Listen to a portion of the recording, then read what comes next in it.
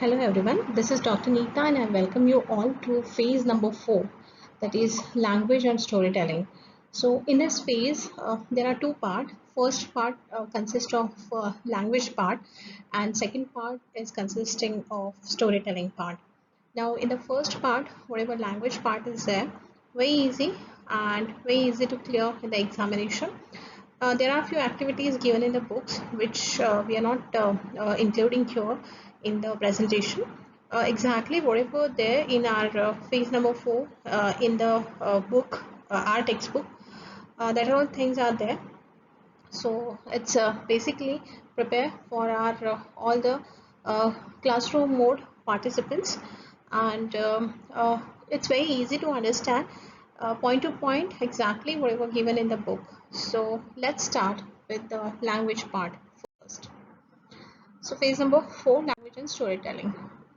Language and storytelling. This phase is all about the emergence of language and how the sound system can be manipulated through apparatus to give meaning to the process of expression, communication, and development in a child.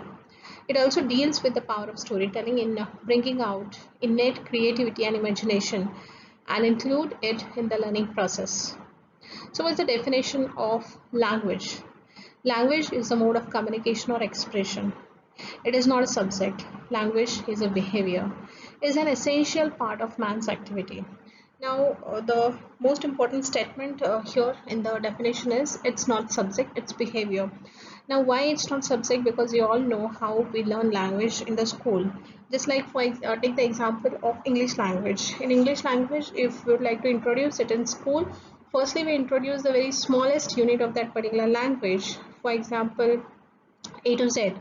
So these are the smallest unit of language. First we introduce A to Z, then we actually make students write it, then how to read it, and then we go on actually connecting them together and forming one letter word, two letter word, three letter word, and then actually we keep on adding somewhat grammar, syntax within that, and then forming simple statements. This is how actually we go one by one, step by step, whenever we are introducing language in the schooling mode, in the formal education system.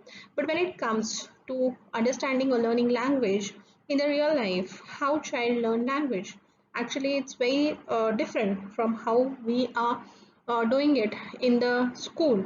So those people who are illiterate, they have not even gone to school, but they may have a very good command on their own language because they have learned language. Now, as we have seen, learning is a self-directed and natural process.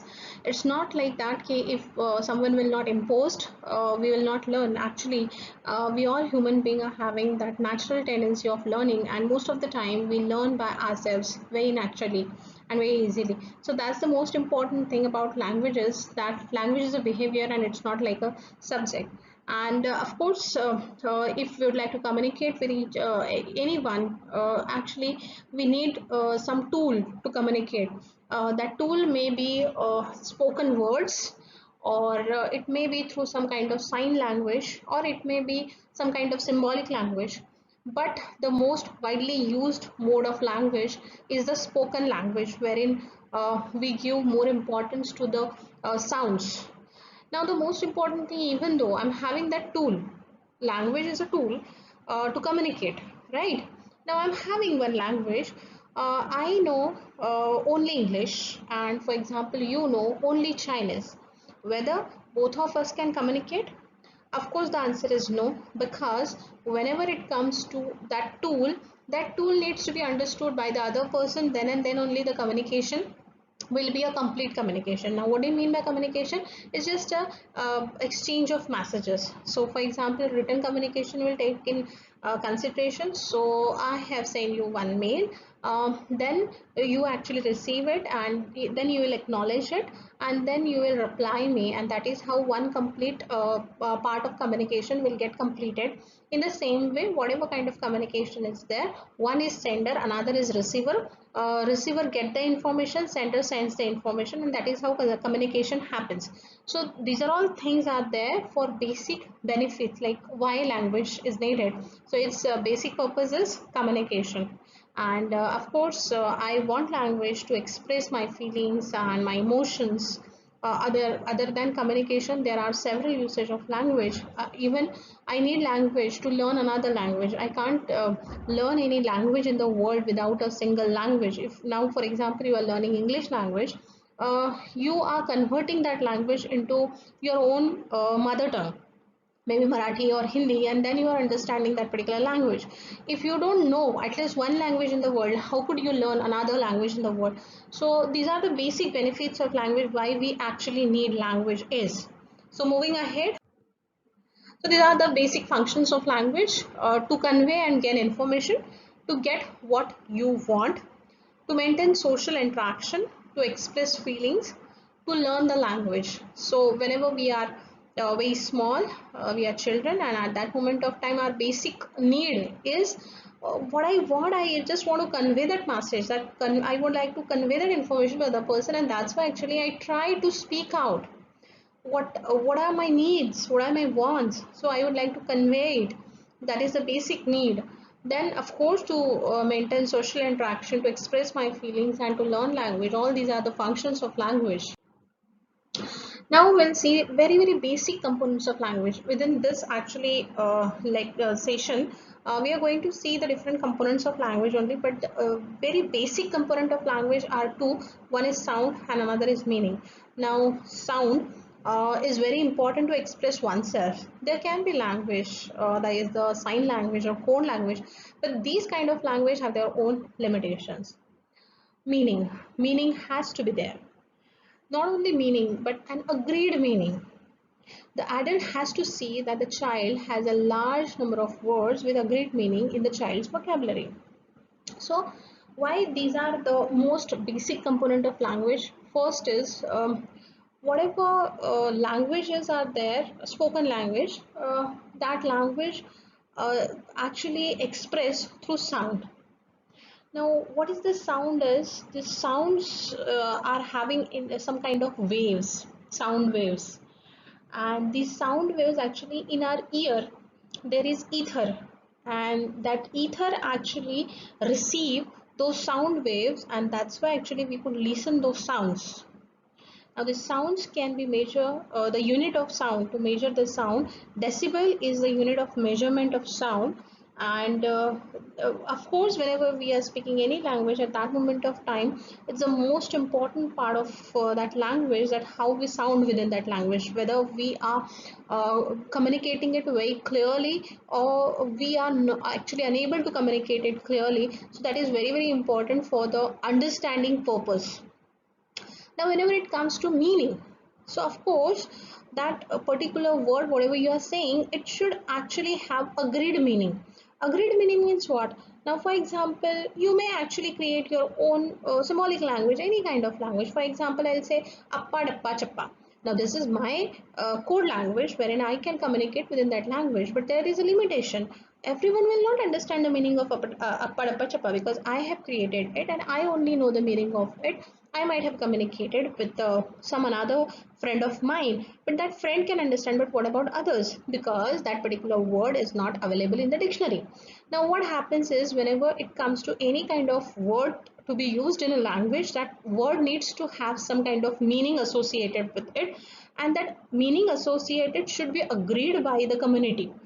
So, every year, actually, the dictionaries get revised. Many of the time there is migration of the words from one language to another language. For example, when jungle book came, after that moment of time, jungle, this word, this is not English word, because we know forest is the English word for jungle, though it is Hindi, but still jungle word was actually agreed, and one can use it as it is in the English language. That was the basic actually allowance we got, that now one can use that particular word in the English language also, and that is how these words and meanings get migrated from one language to another language. And every year actually that work keep on updating, and that is how you may actually revise the whatever new words have been added in the language, whatever new words might have migrated within the language, but that a meaning needs to be agreed by the society, by the community who is actually handling the things about that particular language. Now you know that even in the English there are British English, there are American English, there are several different type of English. So these are the basic two components of language wherein it's very important. But as we will move on to this lesson number 4, we will understand other different components of language also. Now next topic is phoneme. The sound structure is called the phoneme.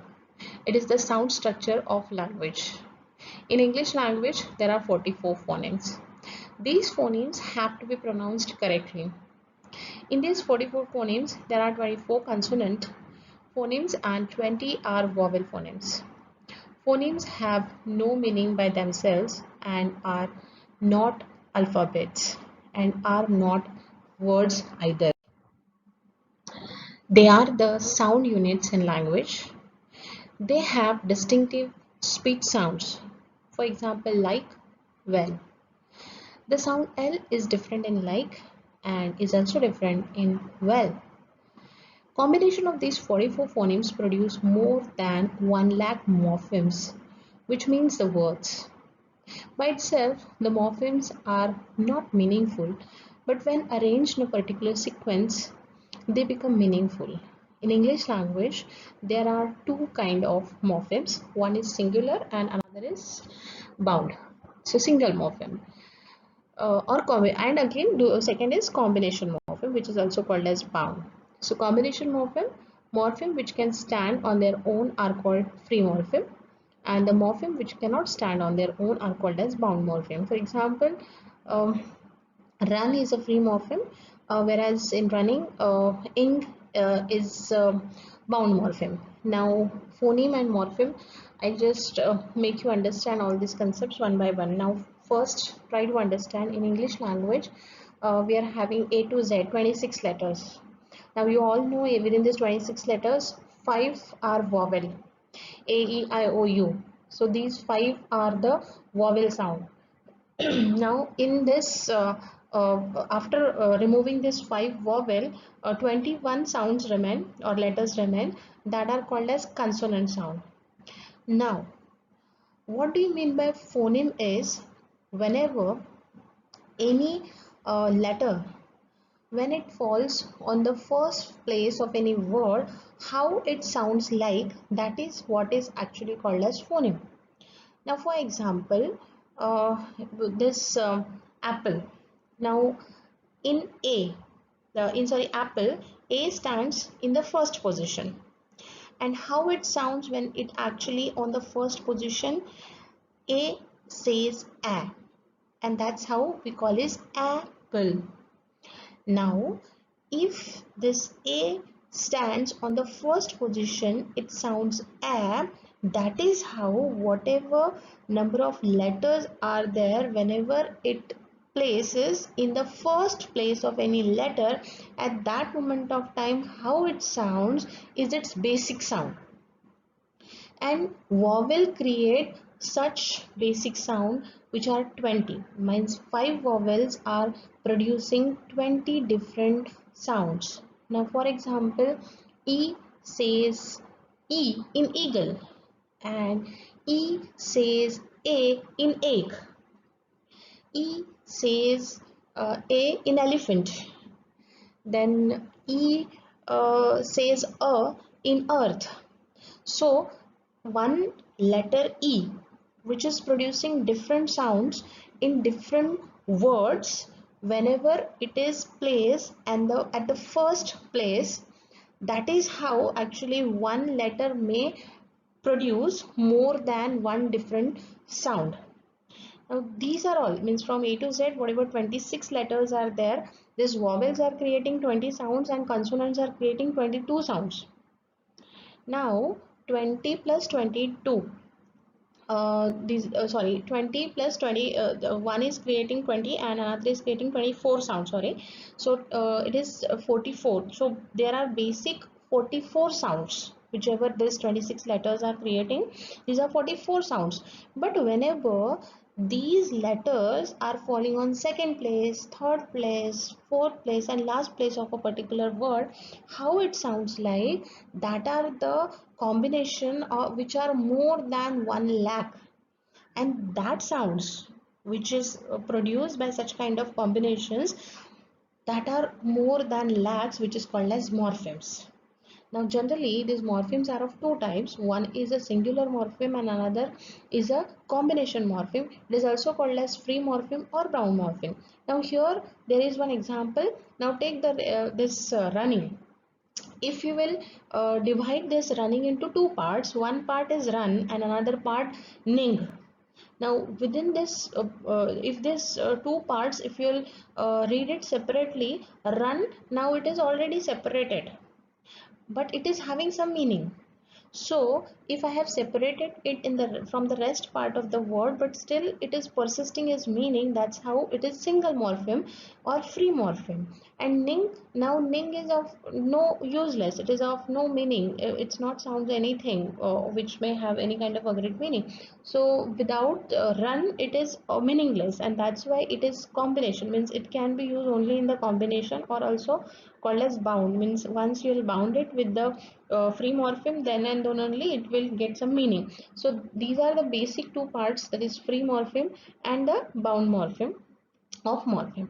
So that is the basic thing about phonemes and morphemes. Now a few more concepts are phonology, vocabulary, lexis and grammar. So what is phonology? It consists of phonemes. The word phonology means sounds. Hence, words like telephone, phonogram. For language, it is necessary to have sounds, that is the phonology part of the sound. So, phone, the meaning is sound, and that's why logy in which we are learning about sound, that logy is called as phonology, and under that phonology we are learning the very basic detailing of regarding sounds. Language consists of a large number of words called the vocabulary, which is named lexis. It means words, or vocabulary is the word part of language. So, language is a combination of several words together, and those words in that language is called as vocabulary. And the smallest part of vocabulary is also called as lexis. The third part is the grammar, which includes the set of rules necessary for joining the words into syntax. Now coming back to our basic example, when I was given on the first second slide itself, that whenever we are teaching language in the school, at that moment of time, first we introduce them with the very basic unit of the language, that is for example A to Z or Swara or Vyanjana in Marathi and Hindi. And after that you actually teach them how to write it, then how to read it, and then you combine it, then you teach them one letter word, two letter word, three letter word, and then how to combine this letter. Whenever you actually need to combine letters together, at that words together, at that moment of time you need grammar, and that is how grammar get added.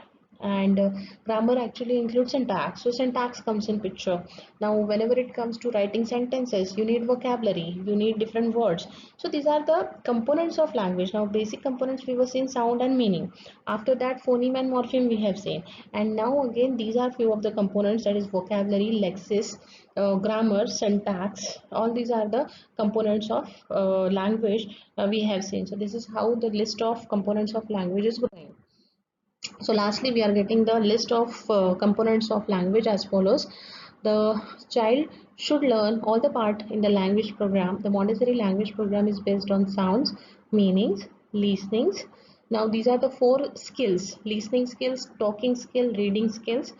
And writing is missing over here. So reading, writing, talking and listening, these are the four basic skill which is required for all the languages. Then phoneme, morpheme, phonology, lexis, grammar and syntax. So these are the basic components of language. With the help of all these components together, our language form. Now, these are few of the factors with which actually we can teach language, and which is very important for learning also. So, preparation of the child to receive language. There is pattern for preparing the child to receive language. There are the different factors. Now, which are the factor? First is intellectual factor, then is the physical factor, then is the social and emotional factor, national and political factor, and environmental factor. Now, intellectual factor, there is actually one of the component within our brain itself, which is linguistic. So that part of brain, that lobe of our brain is responsible for the understanding of language, and if there is any kind of uh, physically, so any kind of problem within that part of our brain, there may be difficulty in learning languages.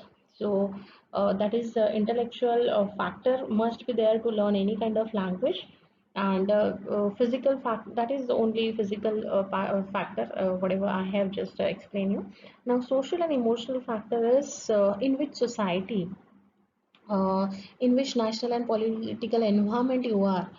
Based on that, your language will develop. Now, for example, a child who is grown in the slum area, and the child who actually grown in a very nice professional ethical family, which is having a very nice culture and very nice background, the difference between two children's language you can actually identify very easily, because one child who is getting right kind of environment, he may pick up those kind of words, and that is how his language will be very soothing. And the child who is actually getting that kind of environment wherein he could actually listen people nagging, shouting, and those kind of words which are not very soothing, and that is how actually that child will pick that language, and that is how their language development will happen.